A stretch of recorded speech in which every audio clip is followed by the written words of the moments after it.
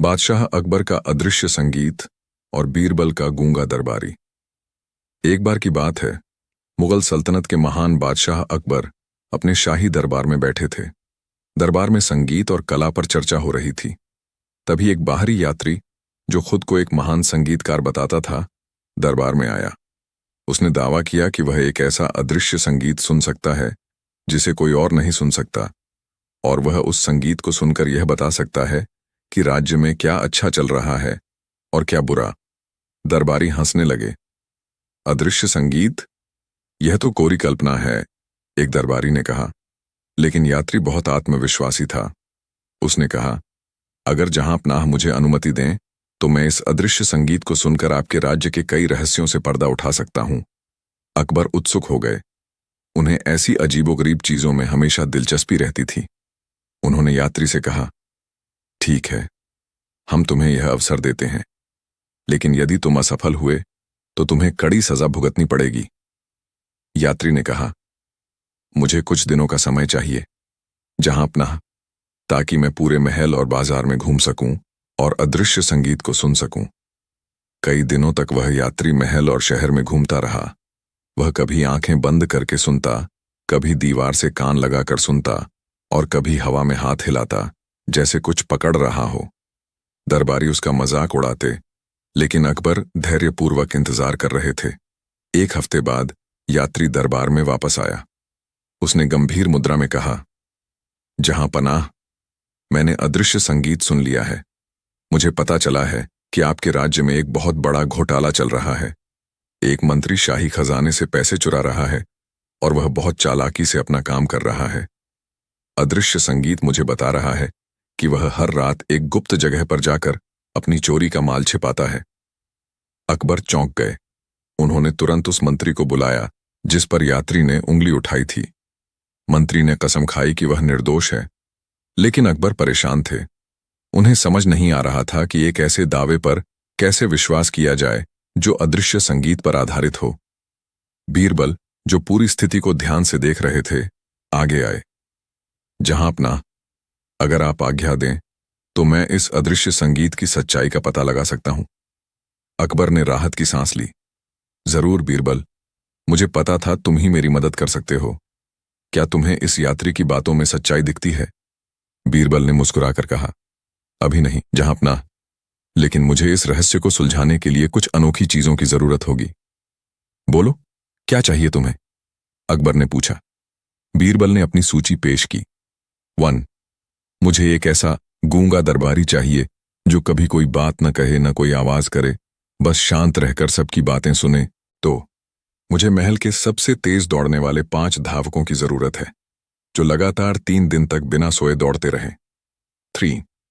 मुझे 50 ऐसे लोग चाहिए जो अपने जीवन में कभी झूठ न बोले हों, और 50 ऐसे लोग जो हमेशा झूठ बोलते हों। 4. मुझे 1000 पत्थर के टुकड़े चाहिए जिन पर अलग अलग रंगों से कुछ अजीबोगरीब चित्र बने हों। 5. और सबसे जरूरी, मुझे रोजाना आधी रात को महल के बाहरी हिस्से में एक जले हुए बल्ब को लटकाना होगा। दरबारी इस बार फिर हैरान रह गए।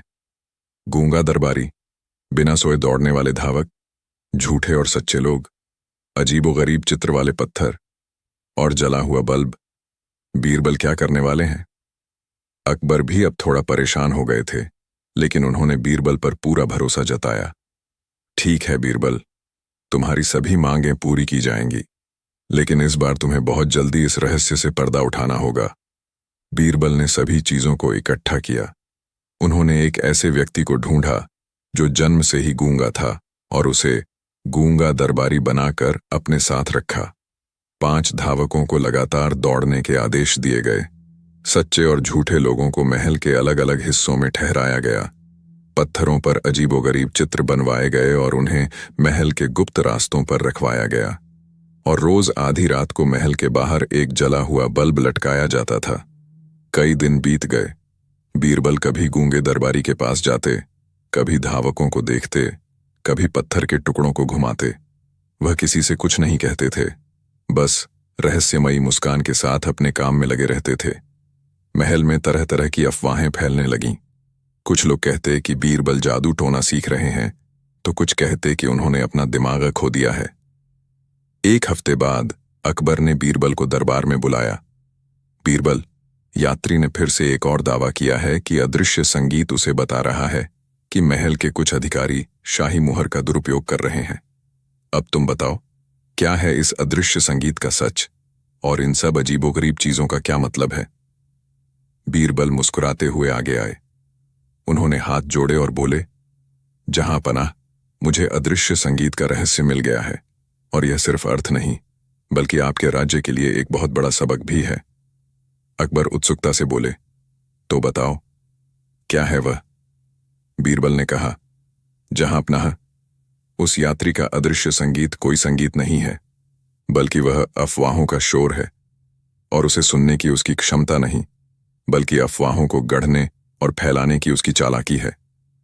दरबार में सन्नाटा छा गया। सभी हैरान थे। बीरबल ने जारी रखा, वह यात्री एक चालाक अफवाहबाज है जो लोगों के मन की कमजोरियों और भय का इस्तेमाल करके अपनी बातें गढ़ता है। वह अदृश्य संगीत का बहाना बनाकर लोगों में भ्रम फैलाता है और अपनी बातों को सच मनवाता है। अकबर चौंक गए, लेकिन उसने जो बातें बताईं वे तो सच निकलीं। मंत्री सच में चोरी कर रहा था और अधिकारी शाही मुहर का दुरुपयोग कर रहे थे। बीरबल ने समझाया, जहां पनाह, उसकी बातें सच इसलिए निकलीं क्योंकि उसने सिर्फ उन बातों को पकड़ा जो पहले से ही हवा में थीं या जिनके बारे में लोगों के मन में शंका थी। उसने आपकी सल्तनत के उन छिपे हुए शोरों को सुना जिन पर कोई ध्यान नहीं देता था, और उन्हें अदृश्य संगीत का नाम देकर अपनी बात को विश्वसनीय बना दिया। बीरबल की चालें और अदृश्य संगीत का पर्दाफाश। बीरबल ने कहा, जहां पनाह, मैंने सबसे पहले गूंगे दरबारी का इस्तेमाल किया। वह गूंगा दरबारी कोई बात नहीं करता, कोई प्रतिक्रिया नहीं देता। मैंने उसे महल में हर जगह भेजा और उसे हर उस जगह पर ध्यान देने को कहा जहां लोग फुसफुसाते हैं या इशारों में बात करते हैं। चूंकि वह खुद कुछ बोल नहीं सकता था, इसलिए लोगों को लगा कि वह किसी को कुछ नहीं बताएगा और उसके सामने बेझिझक अपनी बातें करते रहे। वह गूंगा दरबारी असल में एक बेहतरीन जासूस था जिसने महल की सभी छोटी बड़ी अफवाहों और गुप्त बातों को अपनी याददाश्त में दर्ज किया। अकबर ने सिर हिलाया, समझ रहा हूं। बीरबल ने जारी रखा, फिर बारी आई तेज दौड़ने वाले 5 धावकों की। मैंने उन्हें लगातार 3 दिन तक बिना सोए दौड़ने को कहा और उन्हें महल के अलग अलग रास्तों से गुजरने के लिए निर्देश दिए। उनका काम था यह देखना कि कौन लोग रात के अंधेरे में महल के गुप्त रास्तों पर आते जाते हैं और वे क्या बातें करते हैं। चूंकि वे लगातार दौड़ रहे थे और थके हुए दिखते थे, लोगों को लगा कि वे बस अपनी ड्यूटी कर रहे हैं और किसी बात पर ध्यान नहीं देंगे, लेकिन उनकी थकी हुई आंखें और कान असल में सबसे ज्यादा सतर्क थे। और सच्चे और झूठे लोग? अकबर ने पूछा। बीरबल हंसे, जहां पनाह, यह और भी दिलचस्प था। मैंने सच्चे लोगों से कहा कि वे महल में फैली सभी अफवाहों को सच मानकर उन पर चर्चा करें, और झूठे लोगों से कहा कि वे हर बात को झुठलाएं, भले ही वह सच क्यों ना हो। इससे एक अजीबोगरीब स्थिति पैदा हुई। जब मैंने सच्चे लोगों को यात्री की बातों पर विश्वास करते देखा, तो मुझे पता चला कि वे अफवाहें सच में लोगों के मन में घर कर चुकी थीं, और जब झूठे लोग उन अफवाहों को झुठलाते थे, तो मुझे उन अफवाहों की गंभीरता का अंदाजा हुआ। यह मनोवैज्ञानिक रोशनी थी, जहां पनाह, जो लोगों के विश्वास और अविश्वास को उजागर करती थी। और पत्थर के टुकड़े? अकबर ने पूछा। बीरबल ने समझाया, जहां पनाह, उन पत्थरों पर अजीबोगरीब चित्र बने थे जिन्हें कोई समझ नहीं पाता था। मैंने उन पत्थरों को महल के उन गुप्त रास्तों पर रखवा दिया जहां मंत्री और अधिकारी अपनी चोरी का माल छिपाते थे, जैसा कि यात्री ने कहा था। मेरी योजना थी कि अगर कोई व्यक्ति सच में वहां से कुछ ले रहा होगा या छिपा रहा होगा, तो वह अनजाने में उन पत्थरों को हटाएगा या उनकी जगह बदलेगा।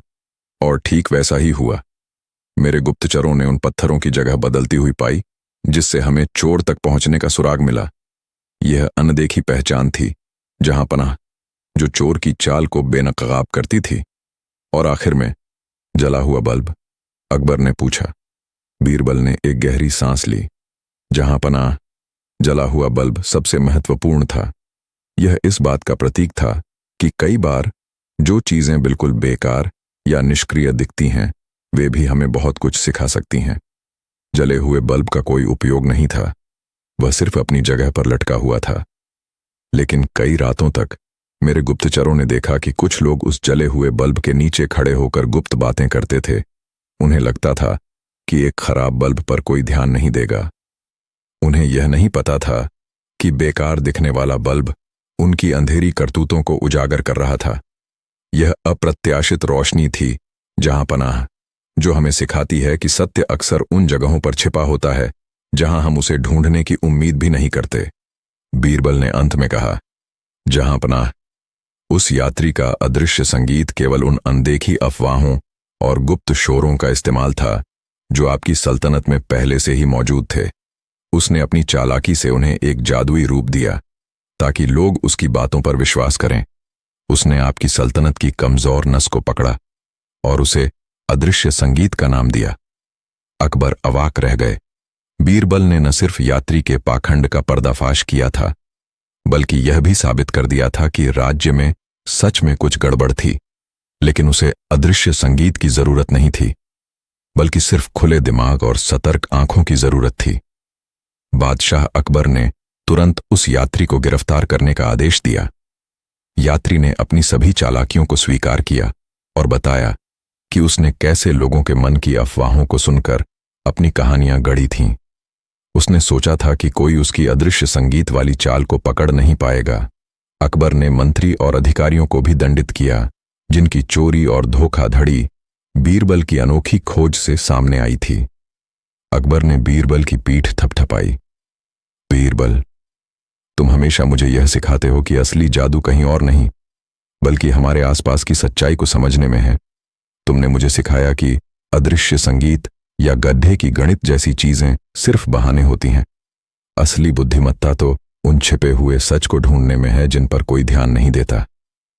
और उस दिन के बाद से बादशाह अकबर ने अपने राज्य में फैली अफवाहों और कानाफूसियों को गंभीरता से लेना शुरू कर दिया, लेकिन उन्हें अदृश्य संगीत नहीं, बल्कि जनता की आवाज के रूप में देखा, जिसे बीरबल ने अपनी अनूठी तरकीबों से उजागर किया था। और इस तरह बीरबल ने एक बार मुल्ला नसरुद्दीन और बिजली वाला जिन्न का कारनामा। एक बार की बात है, मुल्ला नसरुद्दीन के छोटे से शहर में एक ऐसी रात आई जब आसमान में बादल घिरे हुए थे और हवा में अजीब सा सन्नाटा छाया हुआ था।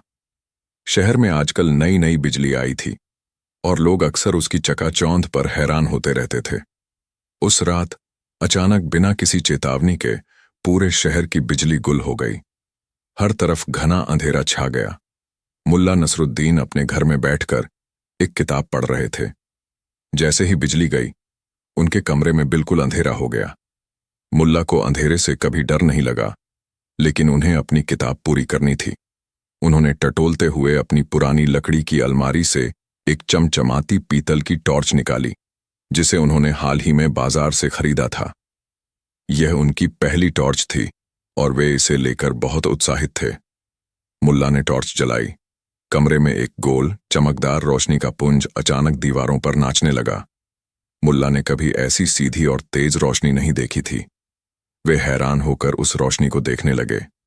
जैसे जैसे मुल्ला टॉर्च हिलाते, रोशनी दीवारों पर, छत पर और जमीन पर चलती। कभी वह रोशनी किसी तस्वीर पर पड़ती तो कभी किसी कोने में दुबक जाती। मुल्ला सोचने लगे, यह क्या बला है? यह रोशनी तो कोई साधारण चीज नहीं है, यह तो एक जीवंत चीज लगती है। ये मेरे इशारों पर कैसे नाच रही है? मुल्ला को अचानक एक पुरानी कहानी याद आई जो उन्होंने अपने बचपन में सुनी थी। एक जिन्न की कहानी जो दीपक या चिराग से निकलता था और इच्छाएं पूरी करता था। मुल्ला की आंखें चमक उठीं। ओह, तो यह एक बिजली वाला जिन्न है, आधुनिक जमाने का जिन्न। मुल्ला ने टॉर्च को जोर से पकड़ा और दीवार पर रोशनी का पुंज घुमाते हुए बोले, तो तुम हो बिजली वाले जिन्न। मैं तुम्हारा आका हूं, मुल्ला नसरुद्दीन। मेरी हर बात माननी होगी। रोशनी का पुंज घूमता रहा, जैसे जिन्न जवाब दे रहा हो। मुल्ला को लगा कि जिन्न उनकी बात मान रहा है। मुल्ला की पत्नी, जो दूसरे कमरे में थी, ने अंधेरे में मुल्ला की अजीबोगरीब बातें सुनी। वह चिल्लाई, क्या हुआ मुल्ला? किससे बात कर रहे हो इतनी रात को? मुल्ला ने टॉर्च को दरवाजे की तरफ घुमाया। रोशनी का पुंज उनकी पत्नी की तरफ भागा। मुल्ला ने जोर से कहा, शांत रहो बेगम, मेरे बिजली वाले जिन्न से बात कर रहा हूं, ये बहुत शक्तिशाली है।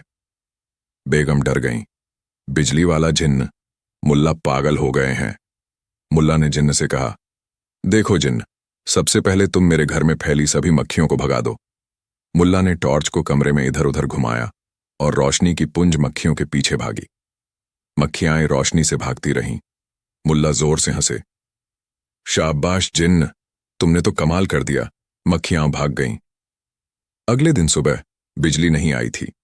मुल्ला ने अपनी टॉर्च अपने पास रखी और पूरे मोहल्ले में घोषणा कर दी, मेरे पास एक बिजली वाला जिन्न है, वह मेरी हर बात मानता है। लोग मुल्ला पर हंसे। मुल्ला, वह सिर्फ एक टॉर्च है, उसकी रोशनी। मुल्ला ने सिर हिलाया। तुम नहीं समझोगे, यह सिर्फ रोशनी नहीं है, इसमें एक आत्मा है।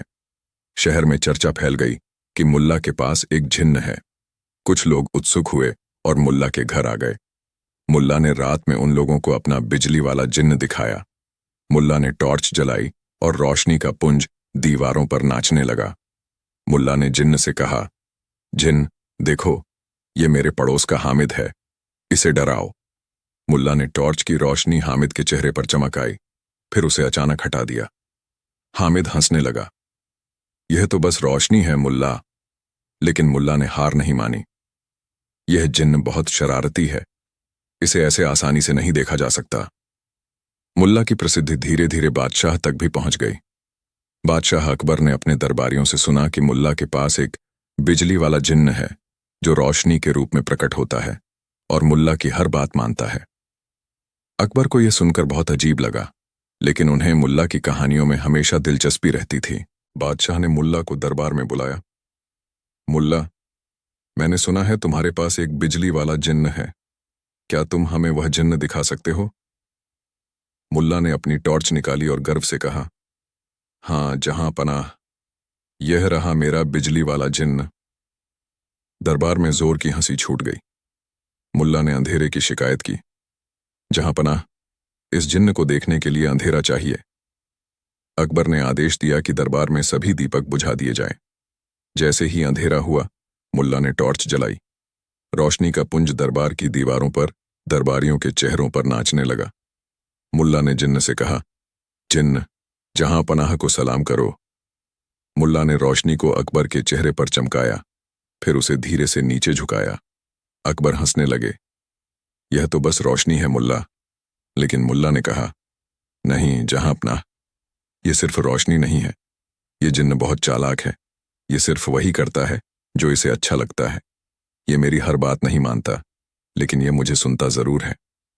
अकबर ने बीरबल की तरफ देखा। बीरबल मुस्कुरा रहे थे।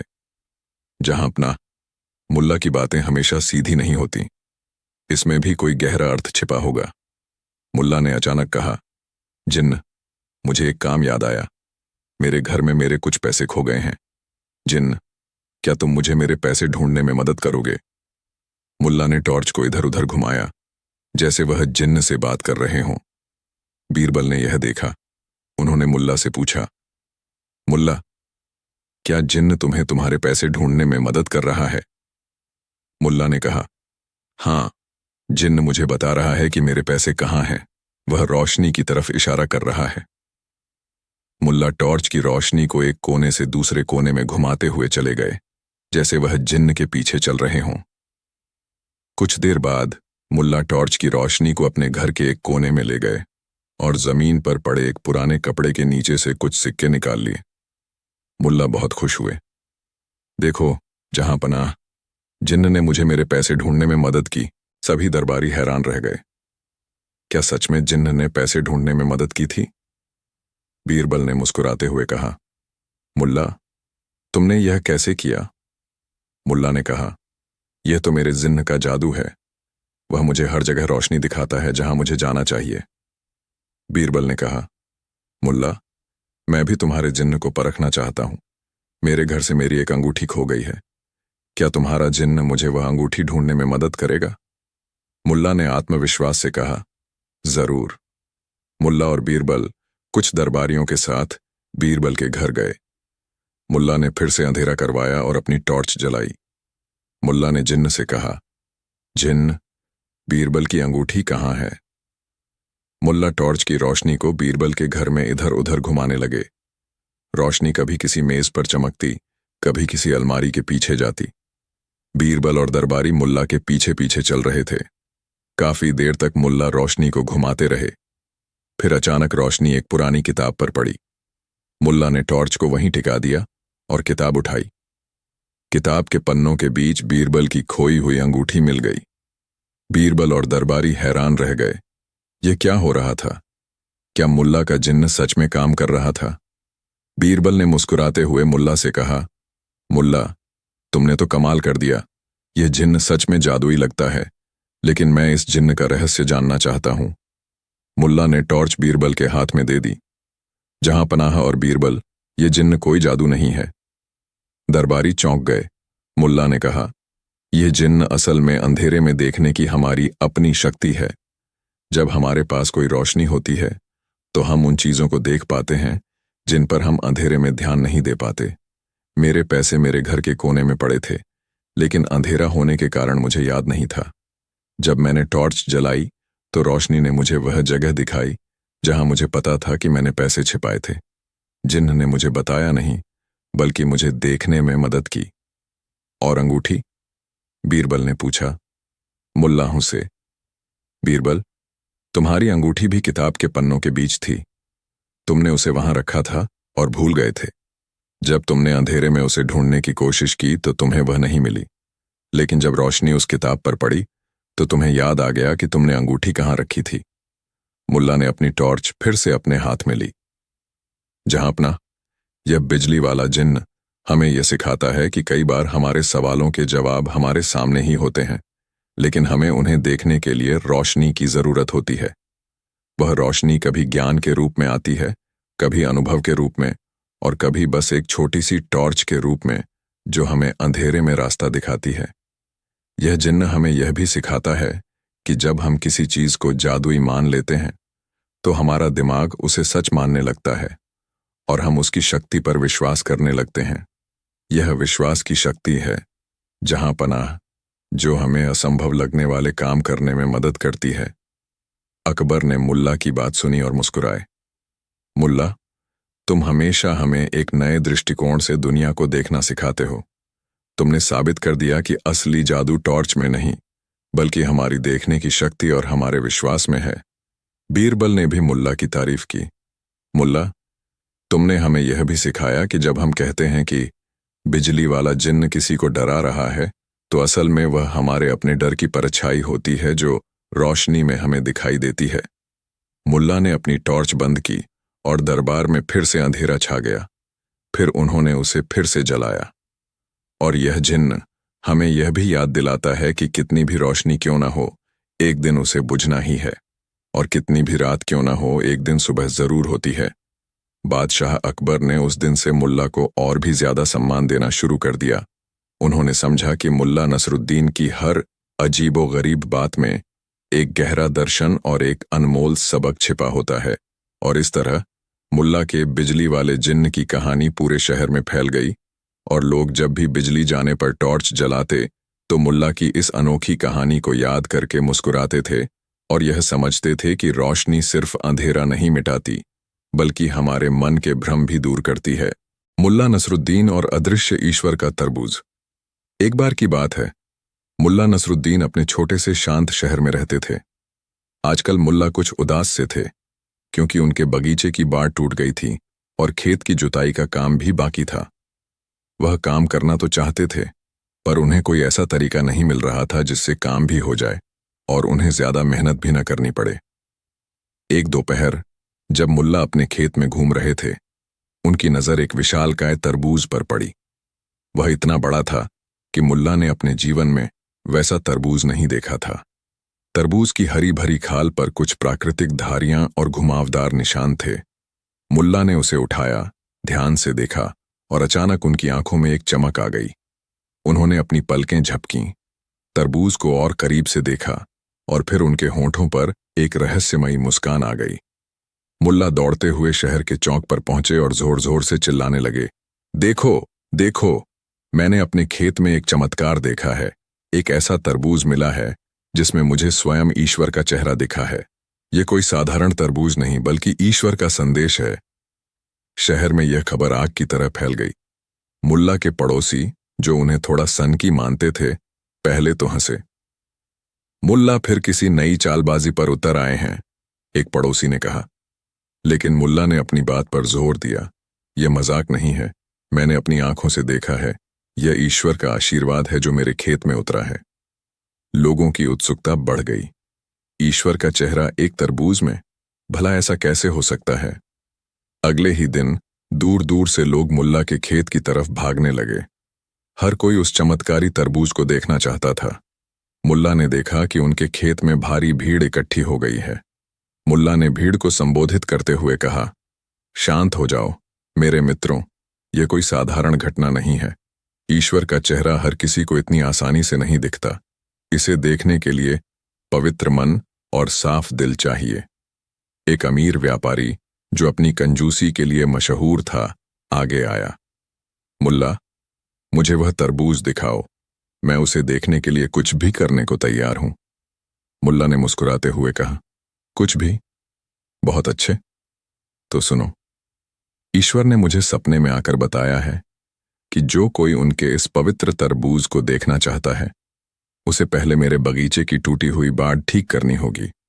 यह एक तरह का सेवा यज्ञ है। जो जितनी ज्यादा सेवा करेगा, उसे ईश्वर का चेहरा उतनी ही स्पष्टता से दिखेगा।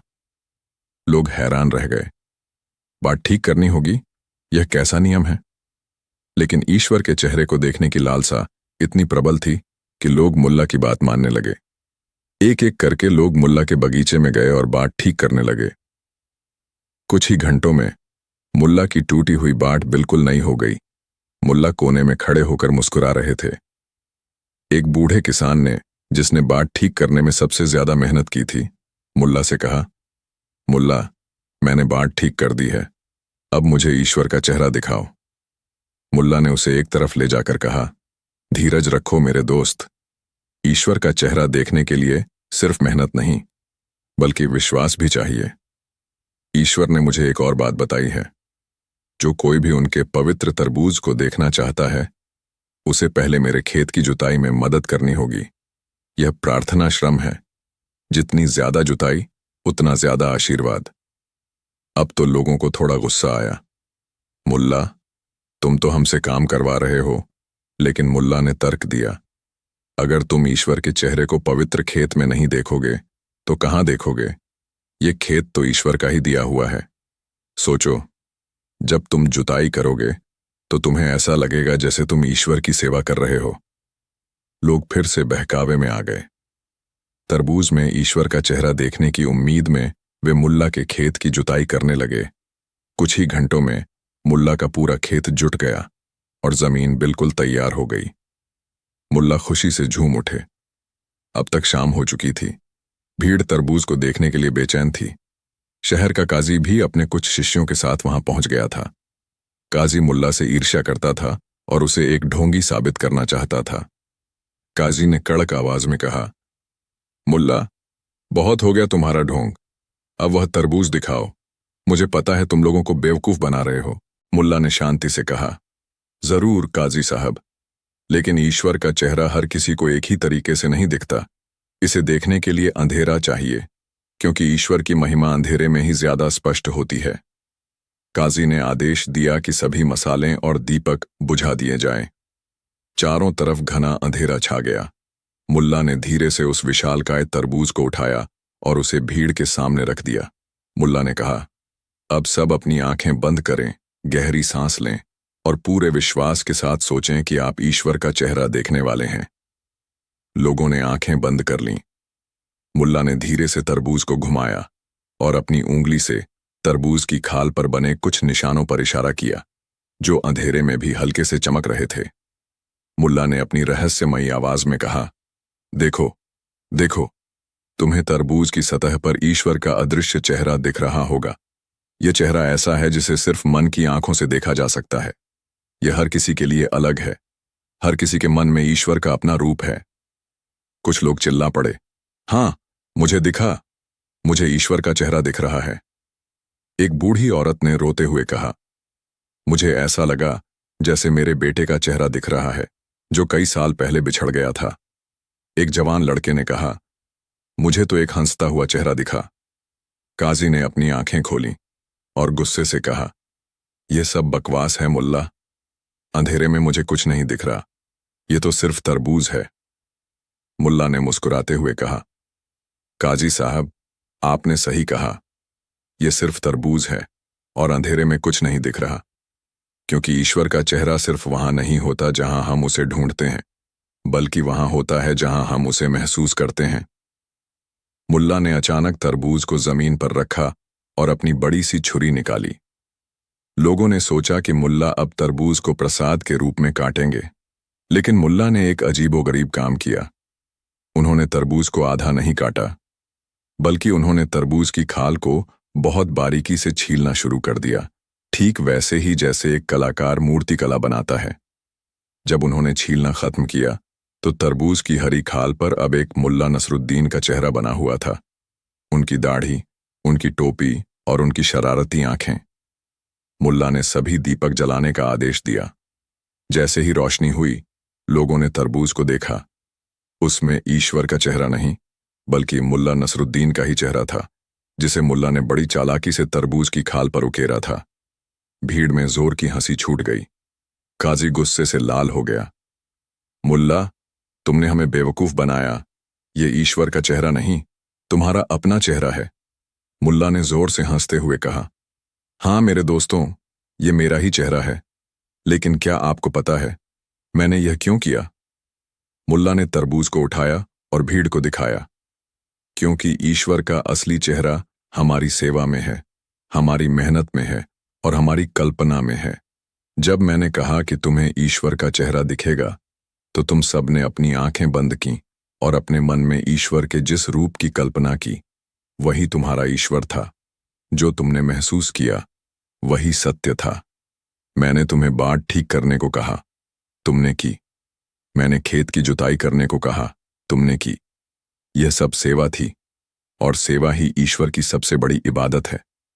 तुम सब ने मिलकर मेरे काम पूरे किए, और बदले में मैंने तुम्हें एक मीठा सबक दिया। मुल्ला ने तरबूज को बीच से काट दिया। अंदर से लाल लाल मीठा मीठा तरबूज निकला। मुल्ला ने सबको तरबूज बांटते हुए कहा, ईश्वर की सबसे बड़ी महिमा इस तरबूज की मिठास में है, जो हमारी मेहनत से पैदा हुई है और जिसे हम सब मिलकर खा सकते हैं। यही असली ईश्वर का प्रसाद है। लोग मुल्ला की बुद्धिमत्ता पर एक बार फिर हैरान रह गए।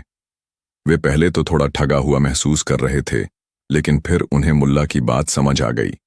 मुल्ला ने उन्हें सिर्फ एक तरबूज नहीं दिखाया था, बल्कि उन्हें सेवा का महत्व, कल्पना की शक्ति और सच्चे विश्वास का अर्थ सिखाया था।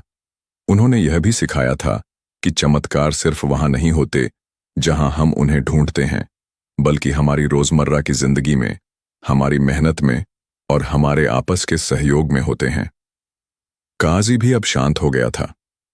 उसे मुल्ला की चालाकी और बुद्धिमत्ता का लोहा मानना पड़ा, और उस दिन से जब भी लोग तरबूज खाते थे तो उन्हें मुल्ला नसरुद्दीन और उनके अदृश्य ईश्वर वाले तरबूज की कहानी याद आती थी। उन्हें याद आता था कि ईश्वर का असली चेहरा किसी फल में नहीं, बल्कि हमारे कर्मों में, हमारी कल। मुल्ला नसरुद्दीन का बुद्धि बाजार और पहेलियों का मेला। एक बार की बात है, मुल्ला नसरुद्दीन के शहर में एक बड़ा सूखा पड़ गया था। फसलें सूख रही थीं, बाजार में रौनक कम हो गई थी और लोग निराशा में डूबे हुए थे। मुल्ला नसरुद्दीन भी अपने घर के सामने बैठे अपनी दाढ़ी खुजला रहे थे, सोच रहे थे कि इस मुश्किल समय में कुछ ऐसा किया जाए जिससे लोगों के चेहरों पर फिर से खुशी लौट आए और शहर की उदासी दूर हो। अचानक मुल्ला एक शानदार विचार के साथ उठ खड़े हुए। उन्होंने शहर के सबसे व्यस्त चौराहे पर जाकर एक बड़ा सा तख्ता लगाया और उस पर बड़े बड़े अक्षरों में लिख दिया, मुल्ला नसरुद्दीन अपना दिमाग बेच रहे हैं, जो चाहे खरीद ले। यह खबर पूरे शहर में जंगल की आग की तरह फैल गई। लोग मुल्ला के चारों ओर इकट्ठे हो गए। हर कोई हैरान था। एक बूढ़े व्यक्ति ने पूछा, मुल्ला, ये क्या मजाक है? क्या कोई अपना दिमाग भी बेच सकता है? और भला तुम्हारा दिमाग कौन खरीदेगा? एक युवा व्यापारी ने हंसते हुए कहा, मुल्ला, क्या तुम पागल हो गए हो? तुम्हारा दिमाग तो पहले ही थोड़ा खाली खाली लगता है। मुल्ला ने अपनी मशहूर शरारती मुस्कान बिखेरी और कहा, अरे मेरे प्यारे दोस्तों, तुम लोग समझते क्यों नहीं? मैं अपना दिमाग इसलिए बेच रहा हूं क्योंकि यह इतना बड़ा और तेज हो गया है कि मेरे छोटे से सिर में अब समा नहीं रहा। यह रात दिन सोचता रहता है, नई नई पहेलियां सुलझाता रहता है, और अब इसने मुझे सिर दर्द देना शुरू कर दिया है। मुझे इस भारी बोझ से छुटकारा चाहिए। पूरा बाजार ठाकों से गूंज उठा। लोगों को मुल्ला की बात सुनकर इतनी हंसी आई कि कुछ तो लोटपोट ही हो गए। काजी साहब, जो हमेशा मुल्ला को नीचा दिखाने का मौका ढूंढते थे, आगे आए। मुल्ला, ये कैसी बकवास है? तुम लोगों को बेवकूफ बना रहे हो। भला कौन खरीदेगा तुम्हारा सिरदर्द? मुल्ला ने आत्मविश्वास से कहा, जो मेरी बुद्धि का मोल समझता है वही खरीदेगा। और हां, मैं अपना पूरा दिमाग एक साथ नहीं बेच रहा। मैं इसे छोटे छोटे हिस्सों में बेचूंगा। हर हिस्से की कीमत होगी एक सोने का सिक्का। कहाजी ने नाक भौं सिकोड़ी। और यह हिस्सा क्या होगा? क्या तुम सच में अपने दिमाग का टुकड़ा काट कर दोगे? मुल्ला ने जोर से हंसते हुए कहा, नहीं काजी साहब, ये मेरा ज्ञान और समस्या सुलझाने की क्षमता का एक हिस्सा होगा। जो कोई मेरा दिमाग खरीदना चाहता है वह एक सोने का सिक्का दे और मुझे अपनी सबसे बड़ी समस्या या पहेली बताए। अगर मैंने उसे सुलझा दिया तो समझो उसने मेरे दिमाग का एक हिस्सा खरीद लिया। लोग उत्साहित हो गए। यह तो एक दिलचस्प खेल था। पहेलियों का भंडार खुल गया। सबसे पहले एक अमीर जमींदार आया जो अपने दो बेटों के झगड़े से परेशान था। जमींदार के पास एक विशाल खेत था, लेकिन उसमें एक पुराना कुआं था जिसके बारे में कोई नहीं जानता था कि वह किसका है। दोनों बेटे कुएं पर अपना हक जमा रहे थे। जमींदार ने मुल्ला से पूछा, मुल्ला, मेरे बेटों के बीच यह कुआं विवाद का कारण बन गया है। तुम बताओ, यह कुआं किसका है? जो इसका मालिक नहीं, वह इसे इस्तेमाल नहीं कर सकता। मुल्ला ने एक सोने का सिक्का लिया और अपनी दाढ़ी खुजाते हुए कहा, बहुत आसान है। यह कुआं तुम्हारे एक बेटे का नहीं, बल्कि तुम्हारा है, और जो इसका मालिक नहीं है उसे कुएं का पानी इस्तेमाल करने की कीमत चुकानी होगी। जमींदार और उसके बेटे हैरान रह गए। मुल्ला ने समझाया, जिसका कुआं है वह तो पानी ले सकता है, लेकिन अगर कुआं तुम्हारा नहीं है तो तुम कुएं को तो नहीं ले सकते, पर उसमें जो पानी है उसे तो ले ही सकते हो। बस उस पानी को निकालने की कीमत चुका दो। बेटों को मुल्ला की बात समझ आई। जिसके पास कुआं था वह कुएं का मालिक रहा और दूसरा बेटा पानी के लिए किराया देने को तैयार हो गया। जमींदार ने मुस्कुराते हुए मुल्ला को सलाम किया। यह उनके दिमाग का पहला बिकाऊ हिस्सा था। अगला आया एक चिड़चिड़ा व्यापारी जिसने अपने पड़ोस में एक नए बाजार का निर्माण किया था, लेकिन कोई भी दुकानदार उसकी दुकानों में नहीं आ रहा था क्योंकि वे खाली थीं। व्यापारी ने मुल्ला से पूछा, मुल्ला, मैंने बाजार तो बना लिया, लेकिन कोई इसमें दुकान खोलने को तैयार नहीं है। वे कहते हैं कि खाली दुकानों में ग्राहक नहीं आते। मुझे क्या करना चाहिए ताकि मेरी खाली दुकानें भर जाएं? मुल्ला ने एक सोने का सिक्का लिया और कहा, तुम्हारी समस्या बहुत ही दिलचस्प है। अगर खाली दुकानों में ग्राहक नहीं आते तो उन दुकानों को खाली मत रहने दो। जाओ और अपने शहर के सबसे गरीब और जरूरतमंद लोगों को कहो कि वे अपनी चीजें बिना किराए के तुम्हारी दुकानों में। फिर काजी साहब, जो अब तक मुल्ला की चालाकी से हैरान थे, आगे आए। उन्होंने एक पेचीदा पहेली पूछी, मुल्ला, मुझे बताओ, वह क्या चीज है जो जितनी ज्यादा होती है उतनी ही कम दिखाई देती है?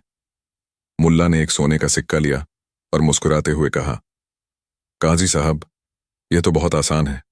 वह चीज है अंधेरा। जितना ज्यादा अंधेरा होता है उतना ही कम दिखाई देता है।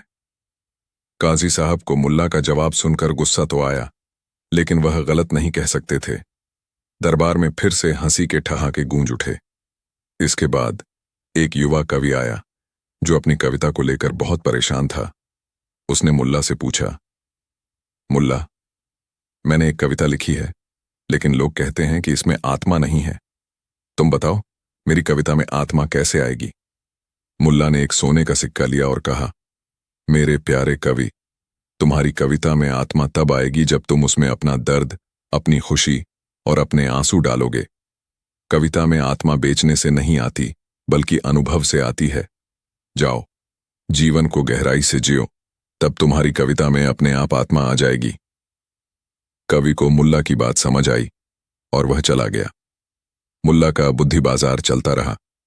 लोग अपनी छोटी बड़ी समस्याओं और पहेलियों को लेकर आते, एक सोने का सिक्का देते और मुल्ला अपनी अनूठी बुद्धिमत्ता से उनका समाधान कर देते थे। मुल्ला ने कभी यह नहीं कहा कि वह ईश्वर हैं, लेकिन जिस तरह वह हर समस्या का समाधान निकाल रहे थे, लोगों को लगने लगा कि उनके पास सच में कोई दैवीय बुद्धि है। एक बूढ़ा आदमी आया और उसने पूछा, मुल्ला, मेरे पास सिर्फ एक रोटी है और मेरे 2 बच्चे हैं। मैं किसे आधी दूं ताकि दोनों को पूरी खुशी मिले? मुल्ला ने एक सोने का सिक्का लिया और कहा, तुम्हारे पास एक रोटी है और 2 बच्चे हैं, तो ऐसा करो, तुम आधी रोटी खुद खाओ और बाकी आधी रोटी अपने दोनों बच्चों को दो। जब तुम खुद भूखे रहोगे तो तुम्हारे बच्चे समझेंगे कि तुमने उनके लिए कितना त्याग किया है और वे आधी रोटी में भी पूरी खुशी महसूस करेंगे। बूढ़े आदमी की आंखों में आंसू आ गए। उसे मुल्ला का जवाब सुनकर बहुत शांति मिली। अदृश्य दिमाग का रहस्योद्घाटन। कुछ दिनों में मुल्ला ने बहुत सारे सोने के सिक्के जमा कर लिए थे। शहर में अब कोई समस्या नहीं बची थी, कोई पहेली अनसुलझी नहीं थी। लोगों के चेहरों पर खुशी लौट आई थी और सूखे के बावजूद शहर में एक नई उम्मीद और जोश भर गया था। बादशाह तक भी मुल्ला के दिमाग बेचने की कहानी पहुंची। बादशाह अकबर ने मुल्ला को दरबार में बुलाया। मुल्ला, मैंने सुना है तुम अपना दिमाग बेच रहे हो और लोगों की समस्याएं सुलझा रहे हो। क्या तुम हमें भी अपने दिमाग का एक हिस्सा बेचोगे? मुल्ला ने एक सोने का सिक्का लिया और अकबर को दिया। जरूर जहांपनाह, यह रहा मेरे दिमाग का सबसे कीमती हिस्सा। अकबर ने सोने का सिक्का हाथ में लिया और कहा, तो मुल्ला, मेरी समस्या यह है कि मैं कैसे जानूं कि मेरे मंत्री मुझसे सच कहते हैं या झूठ? मुल्ला ने मुस्कुराते हुए कहा, जहांपनाह, यह तो बहुत आसान है। आप अपने मंत्रियों से कभी भी सीधे सच के बारे में मत पूछिए। उनसे हमेशा ऐसी बातें पूछिए जिनकी कोई सीधी सच्चाई न हो। उदाहरण के लिए, उनसे पूछिए कि रात में तारे ज्यादा क्यों चमकते हैं या क्या धूप में छांव अच्छी लगती है। जो मंत्री इन बेतुकी बातों का भी बड़े बड़े तर्क देकर जवाब देगा, समझो वह तुम्हें बेवकूफ बना रहा है। और जो मंत्री सादगी से कहेगा कि मुझे नहीं पता या यह तो कुदरत का करिश्मा है, वही सच बोलने वाला है, क्योंकि सच अक्सर सीधा और सरल होता है और झूठ उसे छिपाने के लिए बड़े बड़े तर्क गढ़ता है। अकबर मुल्ला के जवाब से बहुत प्रभावित हुए। उन्हें समझ आ गया कि मुल्ला का दिमाग बेचने का धंधा सिर्फ एक बहाना था, लोगों को उनकी समस्याओं का समाधान देने और उन्हें जीवन का गहरा सबक सिखाने का। बादशाह ने मुल्ला से पूछा, मुल्ला, तो क्या तुम सच में अपना दिमाग बेच रहे थे या यह सब एक चाल थी? मुल्ला ने हंसते हुए कहा, जहांपनाह, मैं अपना दिमाग कभी बेच ही नहीं सकता, क्योंकि अगर मैं अपना दिमाग बेच देता तो ये सारी समस्याएं कौन सुलझाता? मैं तो सिर्फ यह दिखा रहा था कि दिमाग कोई ऐसी चीज नहीं जिसे खरीदा या बेचा जा सके। यह एक शक्ति है, एक क्षमता है जो हर इंसान के अंदर होती है, और इस शक्ति का इस्तेमाल करने के लिए हमें बस सोचने की जरूरत है, सवाल पूछने की जरूरत है और निडर होने की जरूरत है। और मैं अपना दिमाग इसलिए बेच रहा था क्योंकि यह इतना भारी हो गया था कि मेरे छोटे से सिर में समा नहीं रहा था। मुल्ला नसरुद्दीन का चांदनी महल और जमीन का असली मोल। एक बार की बात है, मुल्ला नसरुद्दीन के शहर में एक अजीबोगरीब समस्या पैदा हो गई। शहर के अमीर लोग जमीन के पीछे पागल हो गए थे। हर कोई चाहता था कि उसके पास सबसे बड़ी और उपजाऊ जमीन हो। जमीन के दाम आसमान छूने लगे थे और गरीब लोगों के लिए एक छोटा सा टुकड़ा भी खरीद पाना मुश्किल हो गया था। इस जमीन की भूख के चलते लोग आपस में झगड़ते रहते थे और शहर का माहौल अशांत हो गया था। मुल्ला नसरुद्दीन, जो हमेशा ऐसी समस्याओं का कोई अनोखा हल ढूंढते थे, एक शाम शहर के चौक पर खड़े होकर जोर जोर से चिल्लाने लगे, मेरे दोस्तों, मेरे पास आज की सबसे बड़ी खबर है। मैंने चांद पर जमीन खरीद ली है। हाँ, तुमने सही सुना। मैंने चांद पर अपना चांदनी महल बनाने के लिए एक बहुत बड़ा टुकड़ा खरीद लिया है। लोगों ने जब यह सुना तो वे पहले तो हैरान हुए, फिर जोर जोर से हंसने लगे। एक युवा किसान ने कहा, मुल्ला, क्या तुम पागल हो गए हो? भला चांद पर जमीन कौन खरीद सकता है? और वहां भला कौन रहेगा? हवा नहीं, पानी नहीं। एक अमीर जमींदार, जो हमेशा अपनी जमीन का घमंड करता था, उसने मुल्ला का मजाक उड़ाया। मुल्ला, तुम्हारा तो दिमाग ही खाली है। चांद पर जमीन बेचने वाला भी कोई होगा और खरीदने वाला भी। ये सब कोरी बकवास है। मुल्ला ने अपनी मशहूर शरारती मुस्कान बिखेरी और कहा, अरे मेरे नासमझ दोस्तों, तुम नहीं जानते चांद पर जमीन कितनी सस्ती मिलती है। और वहां का नजारा तो ऐसा है कि मेरी जमीन से तुम पूरे जमीन और सितारों को देख सकते हो। मेरी जमीन के बगल में ही एक दूधिया नदी बहती है और वहां के पेड़ हीरे के फल उगाते हैं। ये खबर बादशाह अकबर तक भी पहुंची।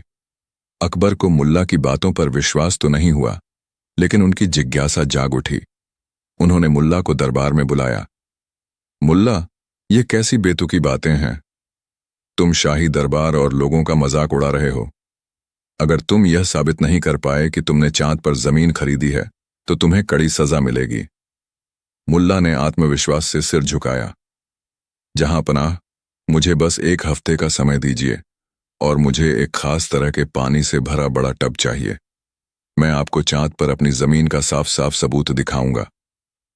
बादशाह ने थोड़ा झिझकते हुए, लेकिन मुल्ला की धुन देखकर एक बड़ा पानी से भरा टब महल के आंगन में रखवा दिया। वह टब इतना बड़ा था कि उसमें कई लोग आराम से नहा सकते थे। अगले 7 दिनों तक मुल्ला अजीबोगरीब हरकतें करते रहे। 1. वह रोज शाम को अपने घर की छत पर चढ़ जाते और चांद को घूरते रहते, जैसे वह अपनी चांदनी महल की निगरानी कर रहे हों। 2. उन्होंने एक पुरानी दूरबीन ली, जो असल में एक खराब दूरबीन थी। उसे साफ किया और घोषणा की कि यह उनकी चांद देखने वाली दूरबीन है, जिससे वह अपनी जमीन का नजारा देखते हैं। 3. वह लोगों से कहते, मेरे चांदनी महल में आज बहुत ठंडी हवा चल रही थी, या आज मैंने अपनी दूधिया नदी में हाथ धोए। 4. उन्होंने अपने घर के आंगन में एक छोटा सा गड्ढा खोदा और कहा कि यह चांद से आने वाली मिट्टी है, जो उनकी जमीन की पवित्र मिट्टी है। असल में वह सिर्फ साधारण मिट्टी थी। लोगों को समझ नहीं आ रहा था कि मुल्ला क्या कर रहे हैं, लेकिन उनकी बातें इतनी मजेदार थीं कि लोग मुल्ला के पास आकर मजा लेते रहते थे। अमीर जमींदार और काजी साहब, जो मुल्ला को ढोंगी साबित करना चाहते थे, हर बात पर नजर रख रहे थे। 7वें दिन मुल्ला ने बादशाह को संदेश भेजा कि उनकी चांद पर जमीन का सबूत दिखाने का समय आ गया है। पूरे राज्य के दरबारी, अमीर गरीब, बच्चे बूढ़े, सब यह अनोखा नजारा देखने के लिए महल के आंगन में इकट्ठे हो गए। आसमान में पूर्णिमा का चांद चमक रहा था। मुल्ला ने भीड़ को संबोधित करते हुए कहा, मेरे दोस्तों, आज मैं तुम्हें अपनी चांदनी जमीन का ऐसा सबूत दिखाऊंगा जिसे देखकर तुम सब दंग रह जाओगे। मुल्ला ने बादशाह और सभी लोगों को उस बड़े पानी के टब के पास बुलाया। मुल्ला ने कहा, जहां अपना, मेरी चांद पर खरीदी हुई जमीन रात के समय में सबसे ज्यादा स्पष्ट दिखती है, खासकर पूर्णिमा की रात में। मुल्ला ने सबको टब के पास झुकाया और कहा, अब सब लोग ध्यान से इस पानी में देखें। तुम्हें इसमें मेरी चांद पर खरीदी हुई जमीन का प्रतिबिंब दिखेगा। लोग टब के पानी में झांकने लगे। पानी में पूर्णिमा का चांद अपनी पूरी चमक के साथ प्रतिबिंबित हो रहा था। मुल्ला ने गर्व से अपनी उंगली उठाई और चांद के प्रतिबिंब की तरफ इशारा करते हुए कहा, देखो, देखो, तुम्हें वह चांद दिख रहा है, और उस चांद में जहां सबसे चमकदार हिस्सा है, वही मेरी जमीन है। यही है मेरा चांदनी महल। लोगों में पहले तो सन्नाटा छा गया, फिर जोर की हंसी छूट गई। मुल्ला, ये तो सिर्फ चांद का प्रतिबिंब है, एक दरबारी ने कहा। काजी साहब गुस्से से लाल हो गए। मुल्ला, तुमने हमें फिर से बेवकूफ बनाया। ये कोई जमीन नहीं, ये तो सिर्फ पानी में दिख रहा चांद है। मुल्ला ने अपनी दाढ़ी खुजाते हुए मुस्कुराया। हाँ मेरे दोस्तों, तुमने सही कहा, ये सिर्फ चांद का प्रतिबिंब है। लेकिन क्या तुम्हें पता है इस प्रतिबिंब का असली रहस्य क्या है? मुल्ला ने भीड़ को शांत किया और अपनी लंबी कहानी का अगला हिस्सा शुरू किया। मुल्ला का चांदनी महल और जमीन का असली मोल बॉन्ड। मुल्ला ने कहा, जहांपनाह और मेरे प्यारे दोस्तों, मैंने तुम्हें अपनी चांद पर खरीदी हुई जमीन का सबूत इसलिए दिखाया ताकि तुम जमीन के असली मोल को समझ सको। तुम सब इस छोटी सी धरती पर जमीन के एक एक टुकड़े के लिए लड़ रहे हो, आपस में झगड़ रहे हो और अपनी खुशियों को भूल रहे हो। मैंने कहा कि मैंने चांद पर जमीन खरीदी है। तुम सब हंसे, लेकिन क्या तुमने कभी सोचा कि अगर तुम सच में चांद पर जमीन खरीद सकते तो क्या वह तुम्हें इस धरती पर खुशी दे पाती? क्या वहां तुम फसल उगा पाते? क्या वहां तुम अपने परिवार के साथ रह पाते? नहीं। मुल्ला ने टब के पानी में चमकते चांद के प्रतिबिंब की तरफ इशारा करते हुए कहा, देखो इस चांद को, यह कितना सुंदर है, कितना चमकदार है। इसे हम सब देख सकते हैं, इस पर कविताएं लिख सकते हैं, इसके बारे में सपने देख सकते हैं, लेकिन इसे कोई खरीद नहीं सकता, न ही कोई इस पर अपना हक जमा सकता है। यह हम सब की साझा संपत्ति है, ईश्वर का दिया हुआ उपहार है। मैंने अपनी चांदनी महल का जिक्र इसलिए किया ताकि तुम समझो कि दुनिया में कुछ चीजें ऐसी होती हैं जिनका कोई भौतिक मोल नहीं होता, लेकिन उनका भावनात्मक मोल बहुत ज्यादा होता है। जैसे यह चांद की रोशनी जो हर रात हमें शांति देती है, या हवा जो हमें जीवन देती है, या यह पानी जो हमारी प्यास बुझाता है। मुल्ला ने आगे कहा, मैंने यह सब इसलिए किया क्योंकि मैंने देखा कि तुम सब इस धरती की जमीन के लिए लड़ रहे थे। जमीन के दाम बढ़ गए थे और गरीब लोग बिना जमीन के रह गए थे।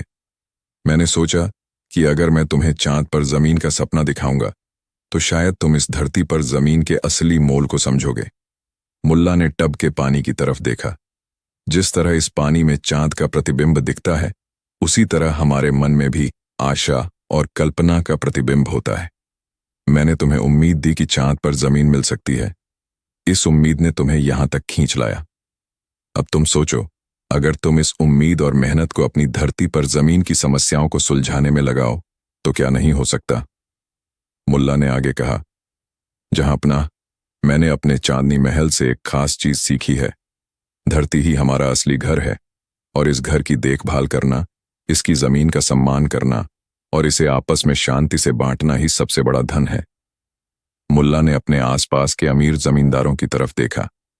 जो लोग जमीन का लालच करते हैं वे असल में अपनी ही खुशी छीन लेते हैं, क्योंकि असली खुशी जमीन के बड़े टुकड़ों में नहीं, बल्कि उस जमीन पर उगाई गई फसल में है जो सबका पेट भरती है, और उस घर में है जो हमें आपस में जोड़ता है। बादशाह अकबर मुल्ला की इस अनोखी व्याख्या पर एक बार फिर मुग्ध हो गए। उन्हें समझ आ गया कि मुल्ला ने सिर्फ एक मजाक नहीं किया था, बल्कि एक गहरा सबक सिखाया था। मुल्ला ने लोगों की जमीन की भूख को एक ऐसे विचार से चुनौती दी थी जिसका कोई भौतिक अस्तित्व नहीं था, लेकिन जिसने लोगों को सोचने पर मजबूर कर दिया। बादशाह ने कहा, मुल्ला, तुमने एक बार फिर अपनी सूझबूझ से हमें चकित कर दिया। तुमने हमें सिखाया कि सबसे बड़ी जमीन वह नहीं होती जिसे हम खरीद सकते हैं, बल्कि वह होती है जिसे हम आपस में बांट सकते हैं और जिस पर हम शांति से रह सकते हैं। चांद पर तुम्हारी जमीन के बहाने तुमने हमें हमारी धरती के मोल को समझाया है। अकबर ने मुल्ला को सजा देने के बजाय उन्हें इनाम दिया और घोषणा की कि अब से मुल्ला नसरुद्दीन को चांदनी महल का मालिक कहा जाएगा, क्योंकि उन्होंने अपने विचारों से लोगों के मन में आशा और ज्ञान का महल बना दिया था। उन्होंने अमीर जमींदारों से भी आग्रह किया कि वे अपनी जमीन को जरूरतमंदों के साथ बांटने के लिए नए तरीके ढूंढें और जमीन के लालच को छोड़कर आपसी सहयोग से कहा। मुल्ला नसरुद्दीन का सच्चाई वाला आईना और शर्मिंदा चोर। एक बार की बात है, मुल्ला नसरुद्दीन के छोटे से शांत शहर में एक आम सुबह थी। मुल्ला अपनी दिनचर्या के अनुसार सुबह जल्दी उठे। उनका एक पुराना लेकिन बहुत प्यारा आईना था। यह कोई कीमती या सोने का आईना नहीं था, बल्कि एक साधारण लकड़ी के फ्रेम वाला आईना था जिसे उनकी दादी ने उन्हें दिया था। मुल्ला रोज सुबह उस आईने में देखकर खुद से बातें करते थे, अपने विचारों को परखते थे और कहते थे कि यह आईना उनकी आत्मा का प्रतिबिंब है। लेकिन उस सुबह जब मुल्ला अपनी पगड़ी ठीक करने के लिए आईने के पास गए तो उनका दिल एक पल के लिए रुक गया। आईना अपनी जगह पर नहीं था, वह गायब था। मुल्ला को गुस्सा नहीं आया, बल्कि उन्हें थोड़ा अजीब लगा। मेरा आईना? भला कौन एक पुराने आईने की चोरी करेगा, उन्होंने सोचा। मुल्ला की पत्नी, जो अपनी सुबह की चाय बना रही थी, ने मुल्ला की बेचैनी देखी। क्या हुआ मुल्ला? उसने पूछा। मुल्ला ने गहरी सांस ली। मेरा आईना चोरी हो गया है बेगम। मेरा वह आईना जिससे मैं रोज सुबह अपनी आत्मा से बातें करता था। बेगम ने कहा। अरे, कौन करेगा उस पुराने आईने की चोरी? कोई चोर तो सोने चांदी ढूंढता है। मुल्ला ने अपनी दाढ़ी खुजाई और मुस्कुराए। हाँ बेगम, चोर को शायद नहीं पता कि यह आईना सोने चांदी से भी ज्यादा कीमती है। यह एक सच्चाई वाला आईना है। यह खबर पूरे शहर में फैल गई कि मुल्ला का आईना चोरी हो गया है। लोग हंसने लगे। मुल्ला को देखो, कोई उनकी सोने की अंगूठी नहीं चुराता, बल्कि उनका पुराना आईना चुरा लेता है। का हाजी साहब, जो हमेशा मुल्ला को नीचा दिखाने का मौका ढूंढते थे, आगे आए। मुल्ला, तुम्हें पता है कि चोर तुम्हारे घर में घुसा था? जाओ, कहाजी के पास शिकायत दर्ज कराओ। मुल्ला ने आत्मविश्वास से सिर हिलाया।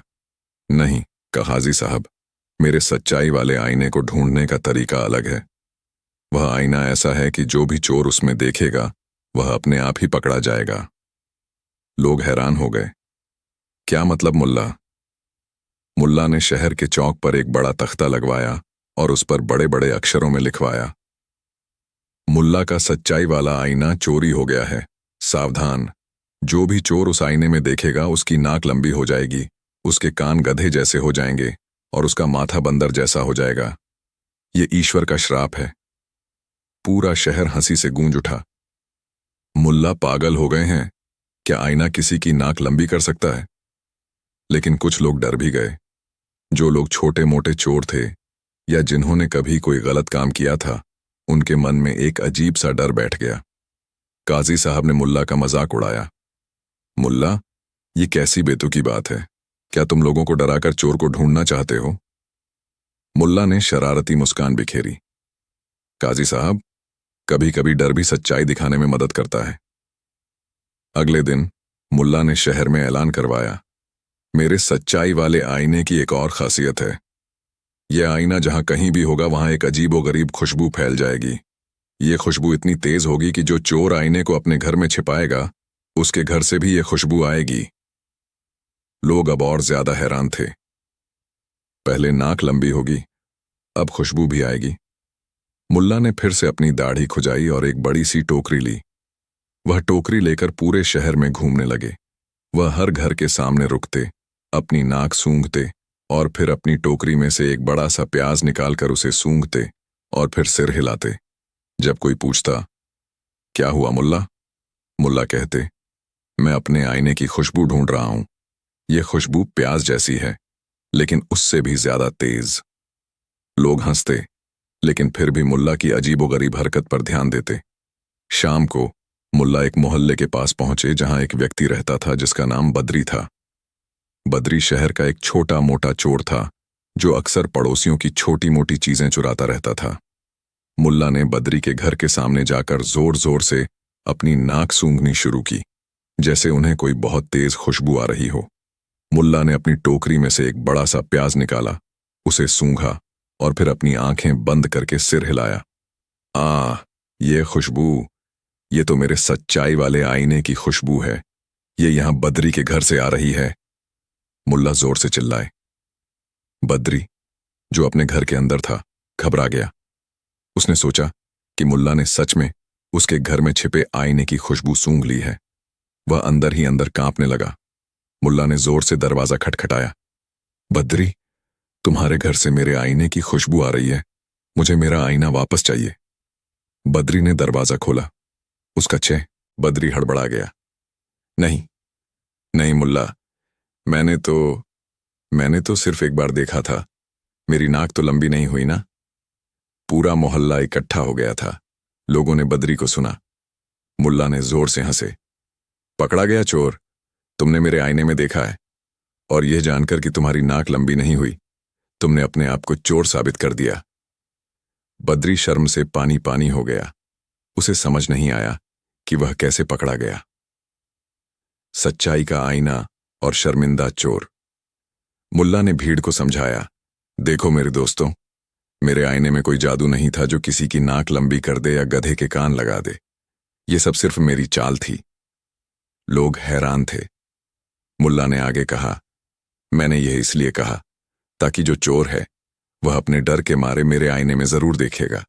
वह देखना चाहेगा कि क्या सच में उसकी नाक लंबी हुई है या नहीं, और जब उसे अपनी नाक लंबी नहीं दिखेगी तो वह सोचेगा कि मैं बच गया, लेकिन असल में उसी पल वह मेरे जाल में फंस जाएगा।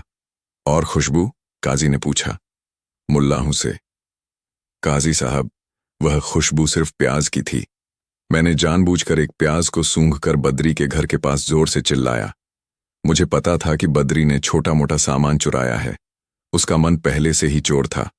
जब उसने सुना कि प्याज जैसी खुशबू आ रही है तो उसे लगा कि वह मेरे जादुई आईने की खुशबू है।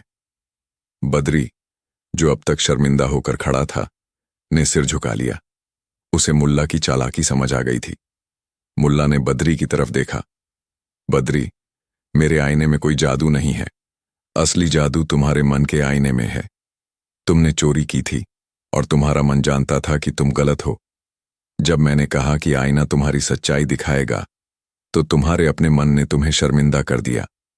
मेरे आईने ने तुम्हें नहीं पकड़ा, बल्कि तुम्हारे अपने ज़मीर ने तुम्हें पकड़ा। बद्री ने अपनी गलती मानी। उसने मुल्ला का आईना लौटा दिया जो उसने अपने बिस्तर के नीचे छिपा रखा था। बद्री ने मुल्ला और सभी लोगों से माफी मांगी और कसम खाई कि वह अब कभी चोरी नहीं करेगा। बादशाह अकबर तक जब यह खबर पहुंची तो वे मुल्ला की बुद्धिमत्ता पर एक बार फिर मुग्ध हो गए। उन्होंने मुल्ला को दरबार में बुलाया और उनकी खूब सराहना की। अकबर ने कहा, मुल्ला, तुमने साबित कर दिया कि असली सच्चाई वाला आईना कोई भौतिक चीज नहीं होती, बल्कि हमारा अपना ज़मीर और मन होता है। तुमने चोर को सजा नहीं दी, बल्कि उसे शर्मिंदा करके उसे सुधारने का मौका दिया। ये बहुत बड़ी सीख है। मुल्ला ने मुस्कुराते हुए कहा, जहां पनाह, हर चोर को सजा देने से पहले उसे एक बार अपने ज़मीर के आईने में जरूर देखना चाहिए। शायद तब वह अपने असली चेहरे को देखकर खुद ही सुधर जाए। और मेरे आईने ने तो बस बहाना बनाया ताकि बद्री अपने उस आईने को देख सके। उस दिन के बाद से मुल्ला नसरुद्दीन को सच्चाई वाले आईने के मालिक के रूप में जाना जाने लगा। जब भी कोई चोरी करता या गलत काम करता तो लोग कहते, सावधान, कहीं मुल्ला का सच्चाई वाला आईना तुम्हें न देख ले। और इस तरह मुल्ला ने एक बार फिर अपने अनोखे तरीके से शहर में ईमानदारी और सच्चाई का पाठ पढ़ाया और यह सिखाया कि कभी कभी सबसे बड़ी सजा शर्मिंदगी होती है और सबसे बड़ी जीत मन का सुधार।